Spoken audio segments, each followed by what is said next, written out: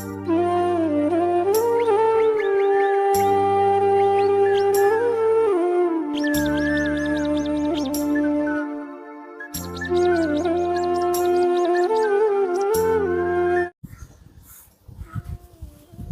दोस्तों, जय हिंद, आदाब और सत श्री अकाल। एक बार फिर आपका तहे दिल से स्वागत आपके अपने YouTube परिवार सुकांत चावला पर। और दोस्तों, आज के जो वीडियो है आपके लिए एक बहुत इन्फॉर्मेटिव वीडियो है, बहुत अच्छी जानकारी वाली वीडियो है, नॉलेजेबल वीडियो है कि जब कभी समस्याएं आती हैं, परेशानी आती हैं एनिमल्स में, तो उसको हम कैसे हल करें। मैं आपको एक बक दिखा रहा हूँ अजमेरा ब्लड लाइन का। देखिए, अच्छा बकरा है, अच्छी इसकी लेंथ है और देखिए अपनी फुल लंबाई के लिए ये है, अच्छा बॉडी वेट था। लेकिन देखिए समस्या कहाँ हुई, कैसे हुई, कैसे इस समस्या का हमने समाधान किया और कैसे इसका इलाज किया, इस वीडियो में मैं आपको पूरा बताऊंगा। ये देखिए, इसका यूरिन की प्रॉब्लम हुई, इसको हमने यूरिन कैथेटर डाला। ये देखिए, पेशाब नली का एक रास्ता बनाया, पेशाब इसका बंद हो गया था। एक समस्या तो इसने सामना ये किया दोस्तों। दूसरी समस्या भी ये हुई इसके कि इसके पाई का रोग भी जनरेट हो गया अपने आप में। ये अखाद्य जो पदार्थ होते हैं हमारे, जैसे मिट्टी है, कपड़ा है, प्लास्टिक खाना, ये चीजें भी इसने खाना शुरू किया। दूसरी प्रॉब्लम। तीसरी प्रॉब्लम ये हुई दोस्तों, इसका कई दिनों तक खाना पीना भी बंद हो गया। तो इन सभी समस्याओं का जो है इलाज मैं आपको एक ही वीडियो में आज बताऊंगा। लेकिन वीडियो को मैं आगे बढ़ाऊं, नॉलेज दूं आपको इस वीडियो के ज़्यादा से ज़्यादा इंफॉर्मेटिव नॉलेज, उससे पहले आपसे एक बार तहे दिल से निवेदन, आप अपने इस परिवार को ज़्यादा से ज़्यादा लाइक, शेयर और सब्सक्राइब जरूर करें, ताकि भविष्य की जितने भी इंफॉर्मेटिव वीडियो हम आप तक पहुंचाने वाले हैं उसकी जानकारी आप तक पहुंचे। तो ये देखिए दोस्तों, हमने इसके यूरिन कैथेटर डाला और मैं आपको बहुत सिंपल से दिखाऊंगा कि यहाँ से जो हमारा पेशाब का जो रास्ता है, इस रास्ते से इसका पेशाब बंद हो गया, यहाँ ऑपरेट किया गया। यहाँ से फिर हमने यूरिन कैथेटर डाला और इसको एक धागे के द्वारा, ये देखिए मैं आपको दिखा रहा हूँ। अब मैं आपको दूसरी दिशा में लेके जा रहा हूँ, इस साइड।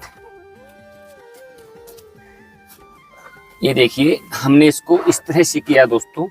यहाँ से हमने इसको स्टिच किया, फिर एक स्टिक्स को सहारे इसके चमड़ी के अंदर लिया और ये अब धीरे धीरे इसका इलाज शुरू किया, ऑपरेट इसको किया गया। जब यहाँ से भी पेशाब आना शुरू है दोस्तों, अब इससे है 3-4 दिन बाद में हम यहाँ से इसको रिमूव कर देंगे, ठीक है। और यहाँ से इसका ये इलाज किया गया ऑपरेशन के द्वारा, एक सक्सेसफुल ऑपरेशन हमारे द्वारा, यहाँ हमारी डॉक्टर की टीम के द्वारा किया गया, ठीक है, डॉक्टर CS बीका के द्वारा। और इस तरह से हमने इसमें एक सफलता हासिल की।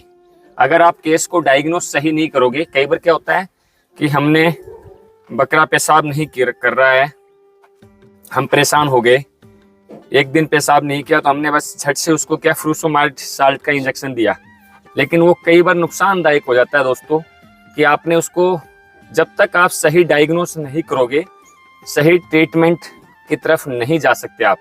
सबसे पहले आप एनिमल्स लाइन में ये चीजें नोट कर लीजिए दोस्तों, कि जब तक आपका डायग्नोस सही नहीं है, आप पशुपालक के तौर पे काम कर रहे हैं या एक सहायक चिकित्सा के तौर पे काम कर रहे हैं या आप चिकित्सा लाइन में जाने की तैयारी कर रहे हैं, तो किसी भी एनिमल्स का ट्रीटमेंट जब तक सही नहीं होगा, जब तक उसका डायग्नोस सही नहीं होगा।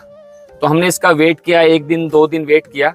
हमें लगा कि इसको आप फ्रूसामाइड इंजेक्शन नहीं दे सकते, क्योंकि अगर उसको फ्रूसामाइड दिया तो इसके ब्लैडर पे इफेक्ट आ सकता था और नुकसान हो सकता था।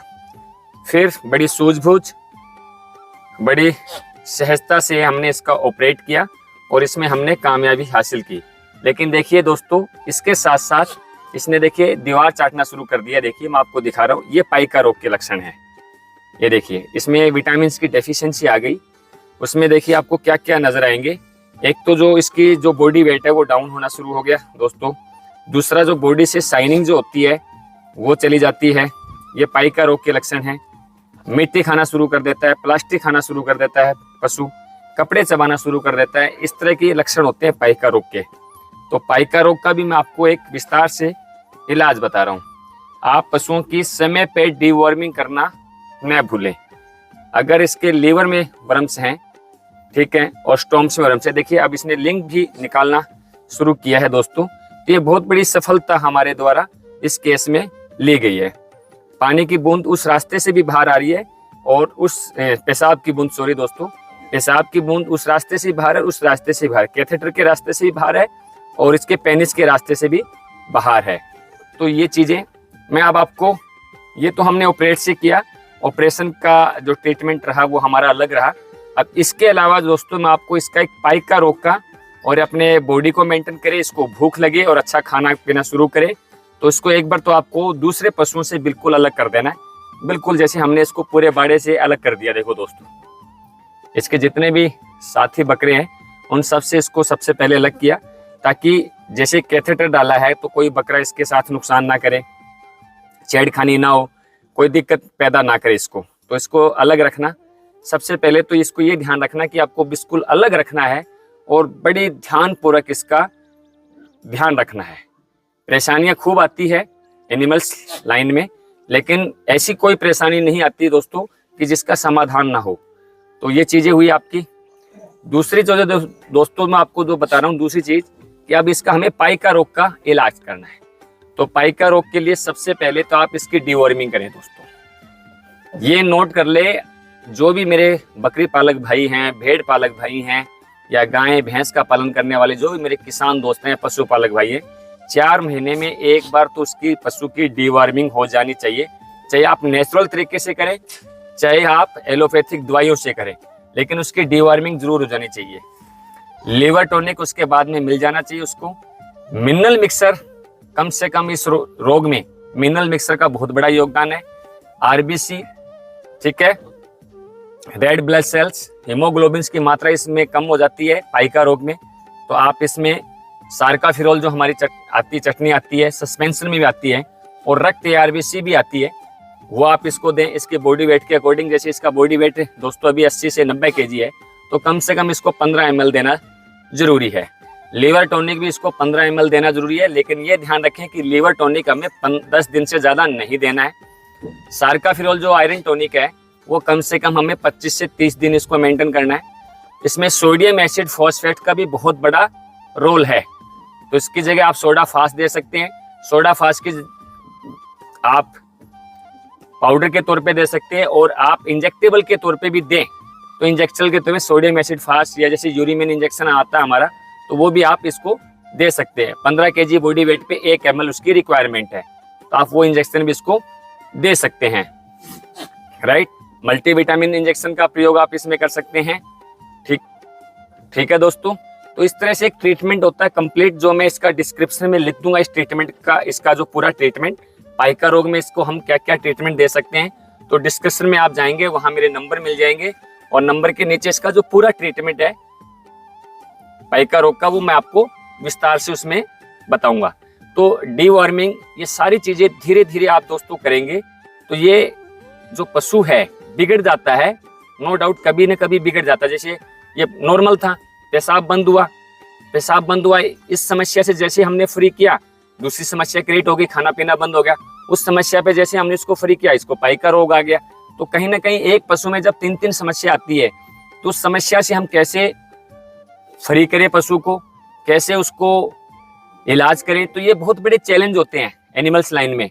तो उन चैलेंज से हमें निपटना है और बिल्कुल सहजता से, बड़े प्यार से इनका इलाज करना है। और जैसे हम इसका सही डायग्नोस कर लेते हैं तो हमें राइट ट्रीटमेंट मिल जाता है। तो देखो दोस्तों, ये कुछ दिन पहले ऐसी हालत थी कि हमने सोच लिया था कि अभी इसकी उम्मीद ना करें, लेकिन इसने रिकवर किया। उस रब दा लाख लाख शुक्र है कि इसने मोमेंट की, और मोमेंट के बाद में हमारा भी दिल किया कि इसका वीडियो आप तक पहुंचाया जाए। तो दोस्तों, अब ये पाइका रोग से भी बिल्कुल जल्द से जल्द रिकवर कर लेगा। यूरिन से के रास्ते से हम 2-3 दिन में इसको रिमूव कर देंगे। तो ऐसी सारी चीजें हैं, धीरे धीरे दोस्तों हम इसको हैंडल कर लेंगे।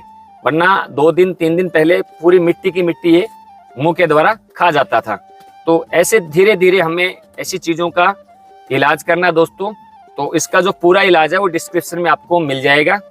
तो दोस्तों, ये कैसी जानकारी आप तक को लगी, उम्मीद करता हूं कि हम जो आपको जानकारी दे रहे हैं पशुओं से रिलेटेड, जानवरों से रिलेटेड, वो आपको तहे दिल से पसंद आई होगी। और उम्मीद और आशा करता हूं कि हमारे द्वारा जो जानकारी आपको दी जा रही है वो हमारे दूसरे पशुपालक भाइयों को, किसान भाइयों को तहे दिल से पसंद आ रही होगी। इसी आशा और विश्वास के साथ मैं लेता हूं आपसे अलविदा। मिलूंगा नेक्स्ट वीडियो में।